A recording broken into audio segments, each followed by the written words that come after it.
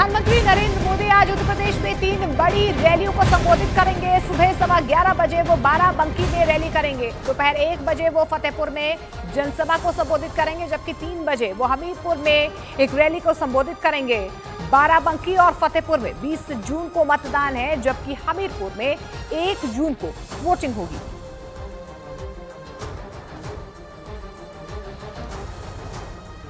प्रधानमंत्री नरेंद्र मोदी ने राहुल गांधी और अखिलेश यादव पर जोरदार पलटवार किया है। उन्होंने राहुल गांधी को उसी अंदाज में जवाब दिया जिस अंदाज में राहुल गांधी ने महिलाओं के खाते में खटाखट पैसे आने की बात कही थी। प्रधानमंत्री नरेंद्र मोदी ने दावा किया है कि 4 जून के बाद राहुल गांधी विदेश चले जाएंगे और विपक्ष का गठबंधन पूरी तरह से बिखर जाएगा।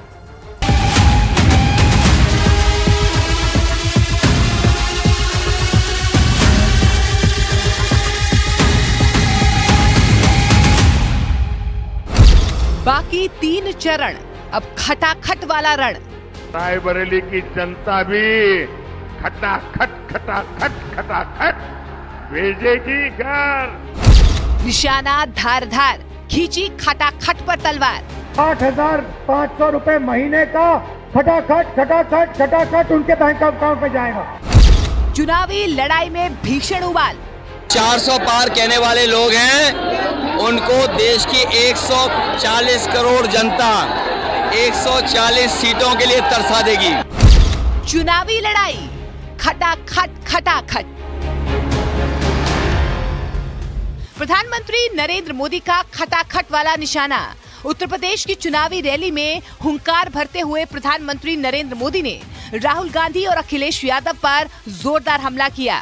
उन्होंने कहा कि 2 शहजादों को लगता है कि देश का विकास गुल्ली डंडे का खेल है। महलों में पैदा होने वाले इन शहजादों को ना मेहनत की आदत है और ना ही नतीजे लाने की। इसलिए कहते हैं देश का विकास अपने आप होगा। और कहते क्या है, विकास कैसे होगा? बोले खटाखट खटाखट।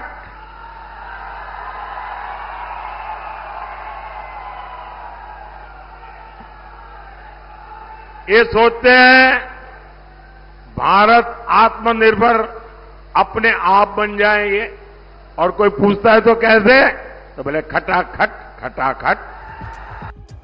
प्रधानमंत्री नरेंद्र मोदी यही नहीं रुके।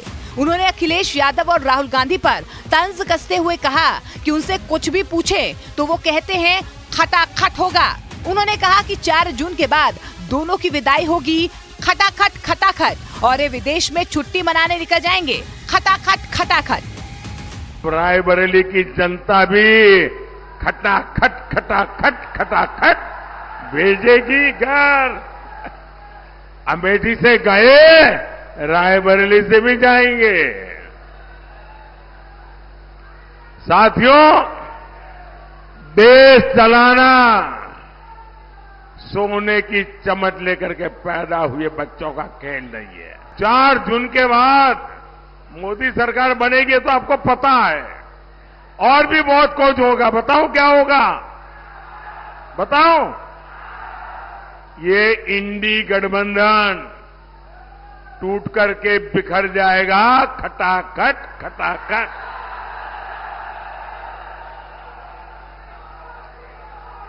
पराजय के बाद बलि के बकरे को खोजा जाएगा खटाखट खटाखट। और शहजादे, चाहे वो लखनऊ वाले शहजादे हो या दिल्ली वाले, ये शहजादे गर्मी की छुट्टियों पर विदेश निकल जाएंगे खटाखट खटाखट। अब आपको बताते हैं कि चुनावी रण में खटाखट वाली राजनीति की शुरुआत कहां से हुई। कुछ दिन पहले राहुल गांधी ने झांसी में एक बयान दिया था। उन्होंने कहा था कि महिलाओं के खाते में हर साल 1 लाख रुपए भेजे जाएंगे, यानी हर महीने 8500 रुपए खाते में खटाखट जाएगा। 1 लाख रुपए साल का, 8,500 रुपए महीने का खटाखट खटाखट खटाखट उनके बैंक अकाउंट में जाएगा। और हमारे जो युवा हैं, जो आज सड़कों पे घूम रहे हैं, इंस्टाग्राम फेसबुक देख रहे हैं, उनके बैंक अकाउंट में साल का 1 लाख रुपया, 8,500 रुपए महीने का ठकाठक ठकाठक ठकाठक ठकाठक हमारी सरकार डालेगी। राहुल के इस बयान के बाद सियासी पारा हाई हो गया है और प्रधानमंत्री नरेंद्र मोदी ने राहुल गांधी को उन्हीं के अंदाज में जवाब दिया। प्रधानमंत्री नरेंद्र मोदी ने भी दावा किया कि एक बार फिर एनडीए की सरकार बनेगी और इंडिया गठबंधन का सपना बिखर जाएगा। इंडी गठबंधन वाले देश से भाजपा एनडीए की स्थिर सरकार हटाना चाहते हैं और इनके पास सरकार चलाने का क्या फॉर्मूला है? इनका फॉर्मूला है 5 साल में 5 पार्टियों के 5 पीएम बनाएंगे, यानी हर साल एक नया पीएम। फिलहाल चुनावी लड़ाई में खटाखट चढ़ा पारा अभी तो थमता दिख नहीं रहा है। अभी इस पर और सियासी दंगल होगा और खटाखट वार और पलटवार होंगे।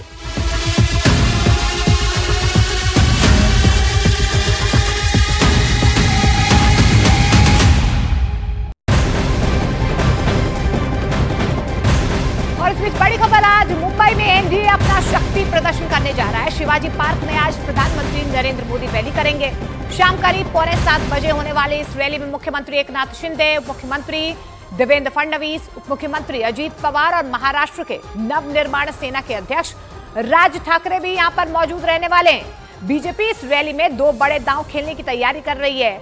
इस रैली में जहां पर महायुति की तरफ से आखिरी शक्ति प्रदर्शन किया जाएगा, तो वहीं इस रैली में एमएनएस प्रमुख राज ठाकरे प्रधानमंत्री नरेंद्र मोदी के साथ मंच साझा करेंगे। महाराष्ट्र में अब सिर्फ 13 लोकसभा सीटों का चुनाव शेष बचा है। इसमें मुंबई की 6 लोकसभा सीटें शामिल हैं। उत्तर प्रदेश की आजमगढ़ लोकसभा सीट से बीजेपी उम्मीदवार दिनेश लाल यादव उर्फ निरहुआ ने गाना गाकर अखिलेश यादव पर तंज कसा। उन्होंने अखिलेश यादव और उनके भाई धर्मेंद्र यादव को भगोड़ा बता दिया। विपक्षी गठबंधन ने आजमगढ़ लोकसभा सीट पर समाजवादी पार्टी के धर्मेंद्र यादव को बीजेपी के निरहुआ के खिलाफ मैदान में उतारा। वहां 25 मई को वोट डाले जाएंगे। लेकिन बढ़ते तापमान के साथ वोटिंग से पहले आजमगढ़ का सियासी तापमान भी बढ़ गया। बीजेपी उम्मीदवार और भोजपुरी गायक दिनेश लाल यादव उर्फ निरहुआ ने गाना गाकर अखिलेश यादव पर तंज कसा।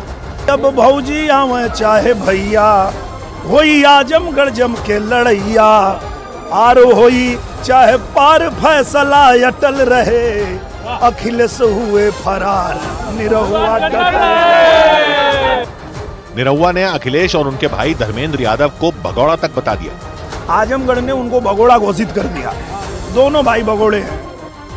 2019 के चुनाव में इस सीट पर समाजवादी पार्टी के अध्यक्ष अखिलेश यादव ने जीत हासिल की थी, लेकिन 2022 में उत्तर प्रदेश विधानसभा चुनाव के बाद उन्होंने इस्तीफा दे दिया था। इसके बाद आजमगढ़ में उपचुनाव कराए गए थे और अखिलेश यादव ने अपने चचेरे भाई धर्मेंद्र यादव को आजमगढ़ का किला बचाए रखने की जिम्मेदारी दी थी।